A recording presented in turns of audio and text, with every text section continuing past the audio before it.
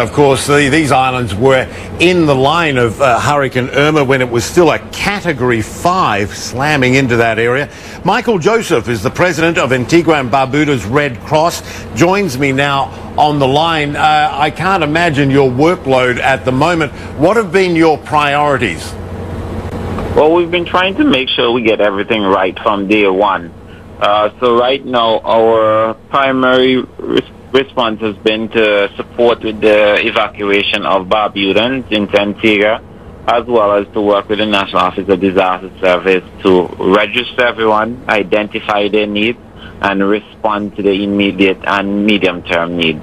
So tomorrow we're starting with the full registration and then starting with distribution as early as Saturday.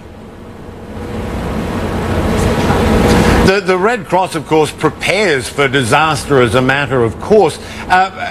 Could you be prepared for something of this magnitude? I don't think our small Caribbean islands could ever prepare for anything such like this. With another 15, 20 years, we still would have suffered similar fate, just by nature of how our countries were designed, developed, and nature of their size.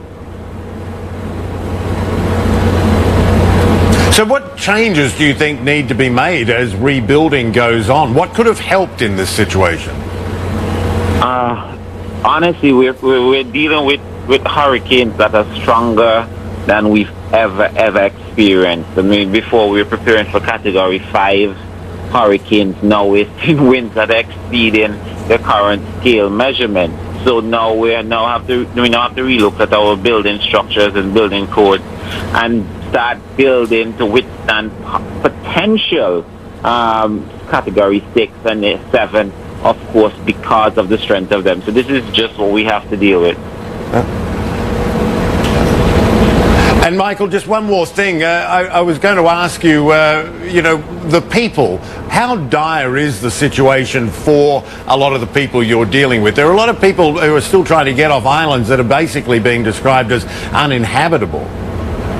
Well, I paid a visit to Barbuda today. As you know, we had to evacuate the entire island because there were concerns with Jose that we have greater fatality.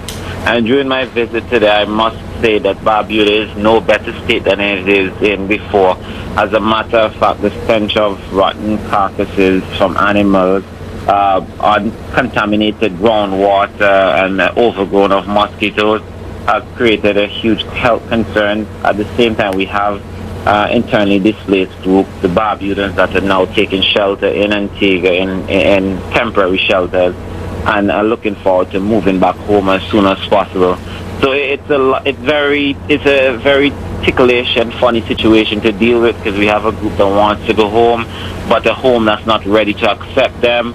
Persons in shelter, and the needs vary as the days goes by. So we were just working as much as possible to respond as quickly as possible and as accurately as possible. Michael Joseph, president of Antigua and Barbuda's Red Cross, on the line. Thank you so much, sir. A massive job ahead, doing terrific work there.